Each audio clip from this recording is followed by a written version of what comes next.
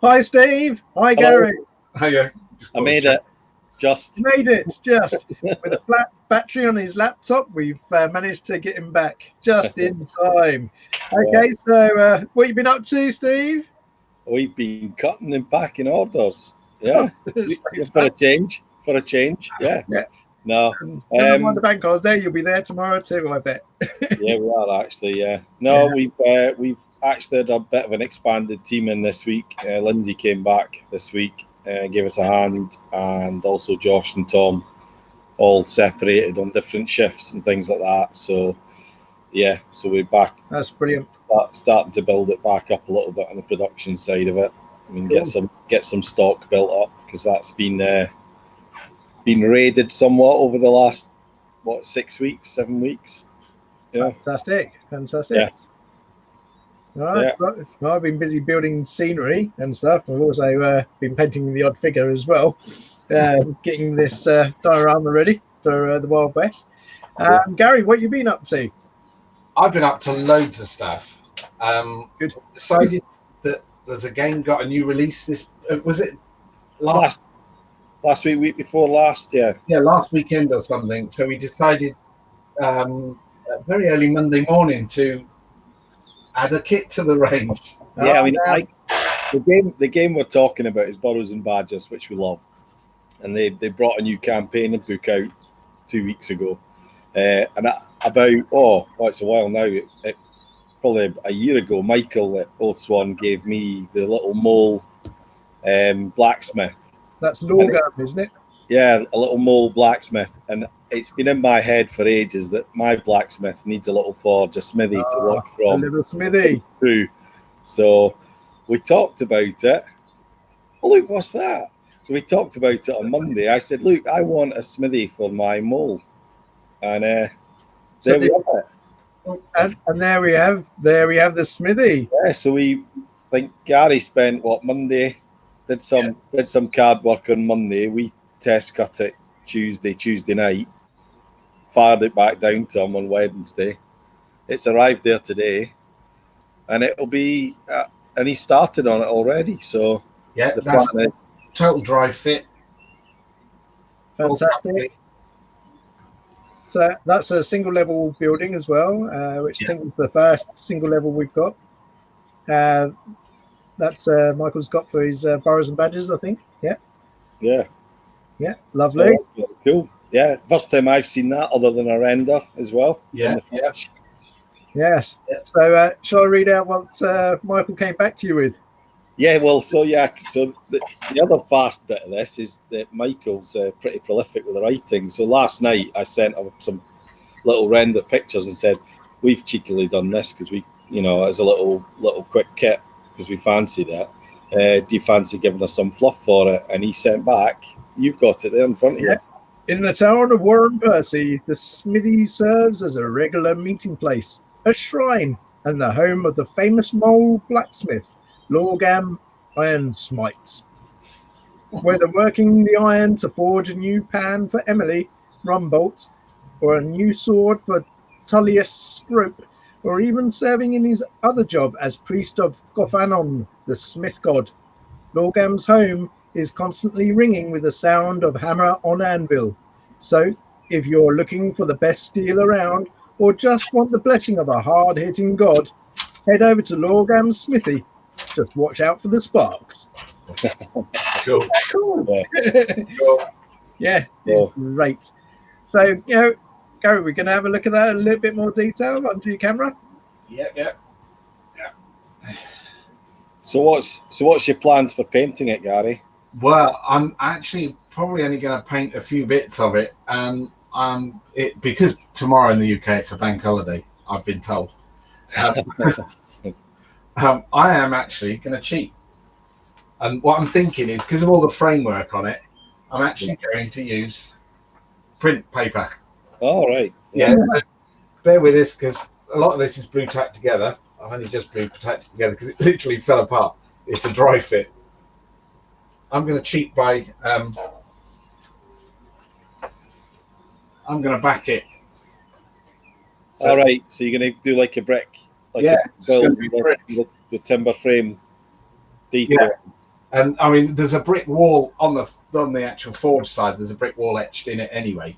But yeah, I think I'm just gonna wrap it in paper because I've just got a print for it and it's perfect. So might as well have fun. Bit of spray up. All right. That speeds things along, doesn't it? Nicely. And you do the frame with the chalk pens, or?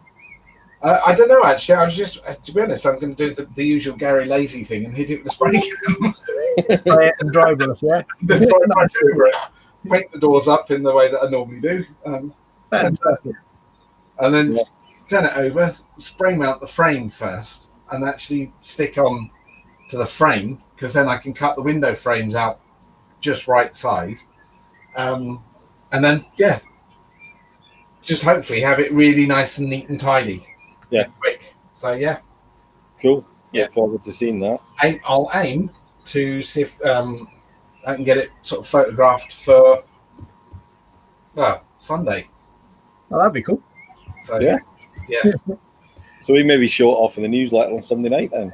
Hopefully, yeah. There are advantages to a lockdown because, you know, my partner's off to do some shopping for someone on Saturday. So it's either do this or make dice bags, folks. True. Yeah. Well, Saturday, I'm coming in Saturday because I need to tidy up a bit because I've got to move all the acrylic store because at the moment acrylic's all in some shelves that we need some space for. So I'm going to shuffle that around because I've just had confirmation that we get 2 new lasers on Tuesday, which is like, yeah, great. So, yeah. Yeah, so we're only going to squeeze those in. So I'll have to shuffle some stuff around. Yeah. Cool. So they've just sort of appeared out of nowhere. Right, so I'm not in Tuesday then, no? Well, you can lift them. Yeah. I'm coming upstairs, I believe. Yeah. No, not upstairs. Yeah. Oh. Yeah, so that'll be cool. Yeah. Excellent. Now, something we also wanted to cover tonight was some questions that we got during the week about sort of crackle effects on like timbers, and what you use, Gary. And I know we talked about this. You put a few bits together, perhaps, for us to look at. Let me just switch camera because there we go. So that was also the weekend we were doing with the Patmacon. Somebody was asking about to get not just the weathering of the wood. They wanted crackle. So I went, and you can't get what I used to do when I was a lad at college. You can't do that anymore. So I had a trawl around, and I found this material. Cool. There are many. If you search on the internet for crackle medium, you end up in the card making craft section of many places. They use it a lot, it seems, these Danish people, and it's really quite cool. I've actually done some test tiles today in all different materials. So, Rich, if you can guide me to my camera. So I've made a base work of each with different face paints, and then I've coated it. So this stuff comes out like a gel, a gloop. You need to pull it back towards you a bit, Gary. Yeah, no worries. There we go. Perfect. There you go. So this is like a gel. Yeah, nice and slow, Gary, so we can see it. Yeah. So you put that on, and it needs to dry fully. The base coat that you're putting on needs to dry. It works best with high contrast. And when I tested that one with the black on white, I thought burnt wood, just like burnt. It looks like it's charred, doesn't it? Like charcoal. A white base coat. Let that fully dry. Then put the gel on. Yeah. Let that fully dry, and then while that one's drying, you know, in famous BBC and children's TV in this country, I have a few I prepared earlier. I've now got to find a brush. Now, it works best with chalkier paints. So we're talking things like white. That's a white Revell acrylic and emulsions. Let's see there. I've broken all the rules that all these videos tell me I shouldn't do with it as well. I've overcoated it. I've brushed over. coated. So I think Montana, don't they? They do spray versions of that. So you put a base coat, a spray base coat on, then you get a crackle paint you spray on top, and then you just but you have to let them both dry 100% before you do the next bit, and then and then it crackles up. I find those quite good for more sort of finer effects. I think I might have one around here because I used it on the Gaslands scenery that's over in the cabinet behind you, and on some white sci-fi buildings, which I hear something. It's not as controllable as it could be. Sometimes you need to mask things off. So I've been learning with this stuff because as I say, in the old days you used to use gum arabic, which is not easy to get hold of. So just no brush like that on. Yeah, I'm doing quite thick paint there. You can see how it's lifting in places. Not really. Your camera's gone out of focus a bit there. Can you see that one is just starting to crackle? Yeah. And that's because I thinned that one. But the one I have literally just done. Can you see that, Rich? Yeah, I can on the bottom corner. Yeah, and just pure paint. Yeah, and it'll keep going throughout the session. Yeah. And I just thought, come back to that then. I've done one with a timber just to finish. I want this lockdown to start allowing me to get to an art shop because my brushes are absolutely wrecked.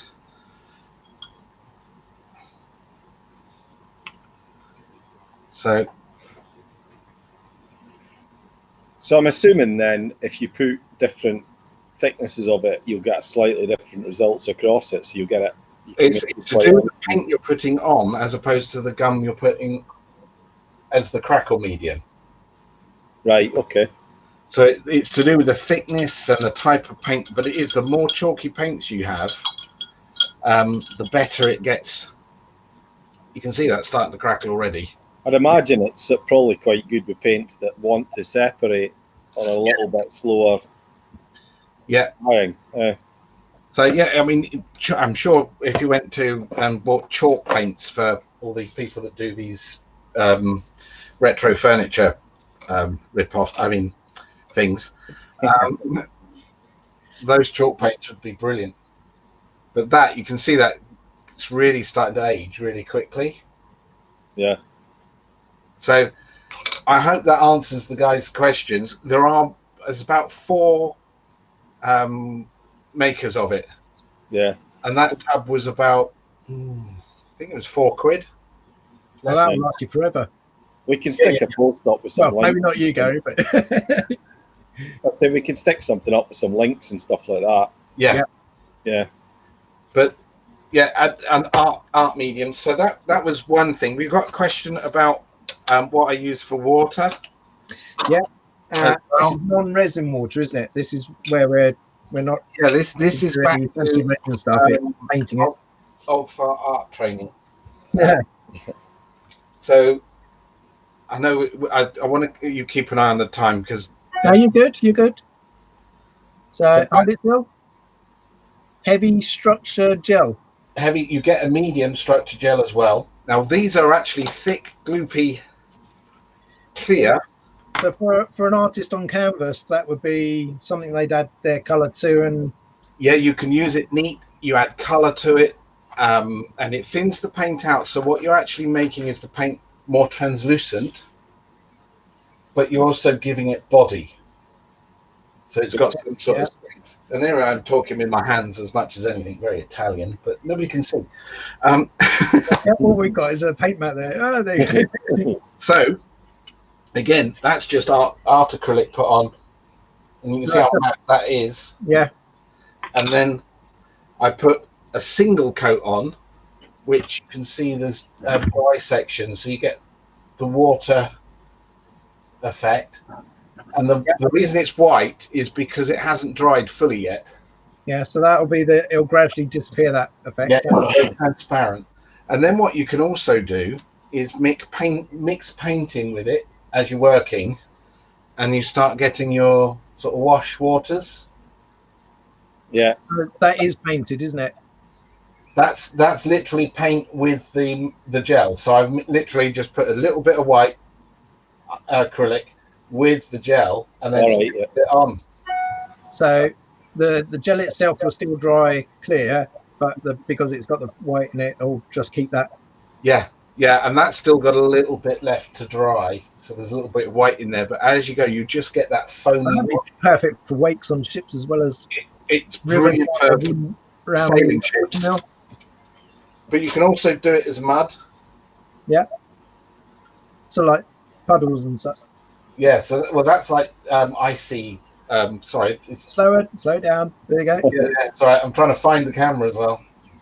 Yeah. So it's really lifting up on the top edges. Yeah. So what I've done is sort of muddy, gloopy effect. I've used the structure gel. That'd be good for the dark ages. Yeah, and then I've actually dry brushed the browns on it and used that normally, and then I've put more structure gel on top.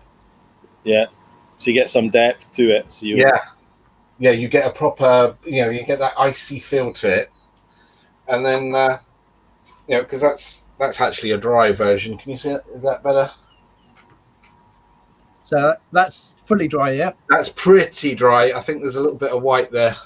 No, that's dry. That is actually clear, folks. It's just the reflections off a bit. Yeah. So effectively, you could build up some of that in several layers as well. Really getting to get into a really high depth of difference of. You can layer it, put a color wash for thinned acrylic, and then you can layer it again. So you could have like from a watermill, you could have.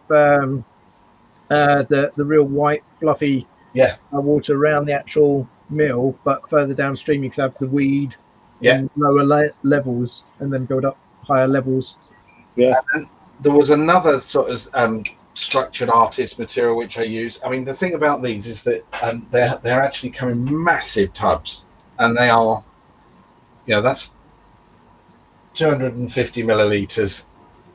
Yeah. And again, the other one in the plastic tub, they do texture gels as well. So you get really coarse, really fine ones. So you put it on. It's a bit like putting sandpaper on, but the medium it's in dries clear. Yeah. Yeah. But you're left with the white glass beads. If you put it on thick enough, it's a bit like having snow. Okay. And if you put white paint with it, because these are all designed to take paint as a mix, you can actually put your material on without actually flocking it or painting it afterwards, so it becomes white. So that'd be perfect to put in the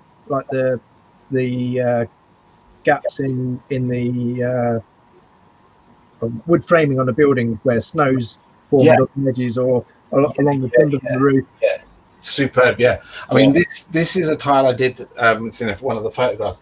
That is a really heavy structure coat. That is really thick, and that's some of the water stuff I'm using as paddles.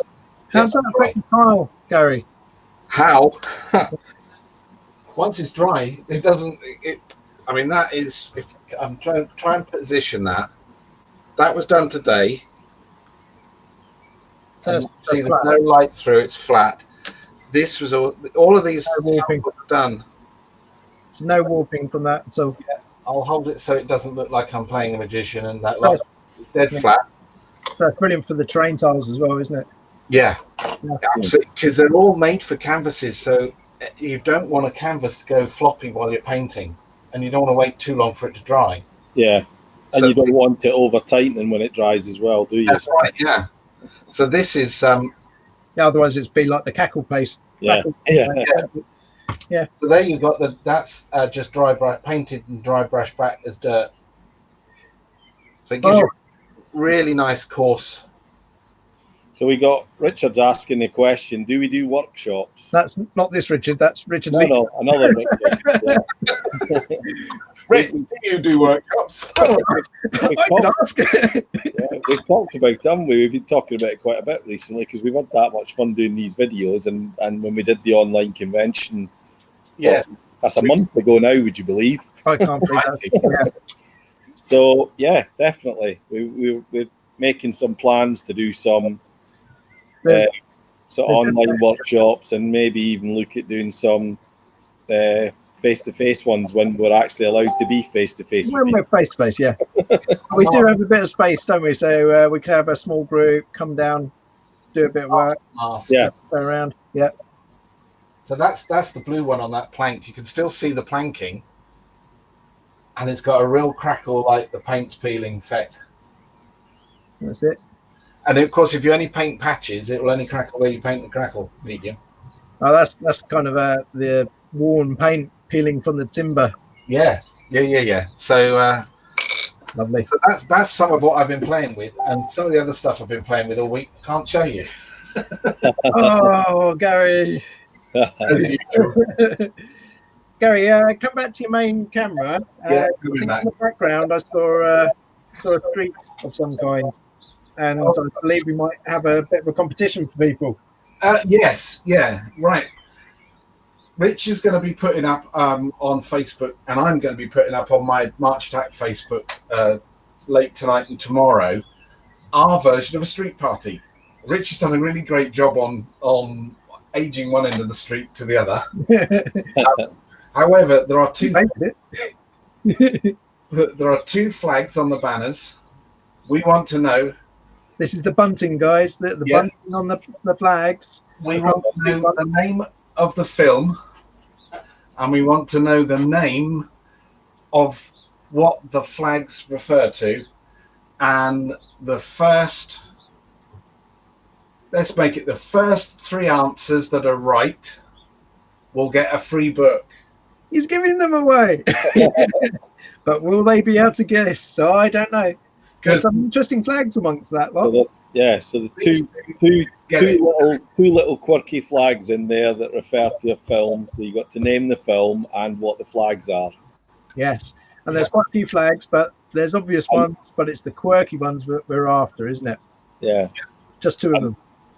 Yeah, and it might be one of those if you're younger. You might have to ask somebody that's older. Yes. Don't give it away. Yeah, we need to help people a little bit. Those doing media studies may not apply. Yeah. So of course, this is for RVE Day. Yeah. And of course, just over Gary's shoulder to one side there, get a sneak preview of the street. But watch out for the actual picture tomorrow morning. Yeah. And then get your answers in quick over the weekend. We'll poll all the questions together on Monday. Yeah, Steve? Yeah, we'll have a look. We'll keep an eye on it and see who gets in there. Okay, fantastic. Well, that's the for today, I believe. Unless we've got anything else we want to cover. No, I think we've done what we set out to do, which was talk rubbish for 25 minutes. Well, I'm hoping that I answered the crackle. Yeah. and a few other bits and pieces there. Yeah. And perhaps next week we can look at the lasers and see what we've got and answer a few more questions. Yeah. We'll sort something. Yeah. That's brilliant. All right, guys, I hope you've enjoyed that tonight. So it's adios from me, and see you later, guys. Bye, guys. See you guys. Take care. Yeah.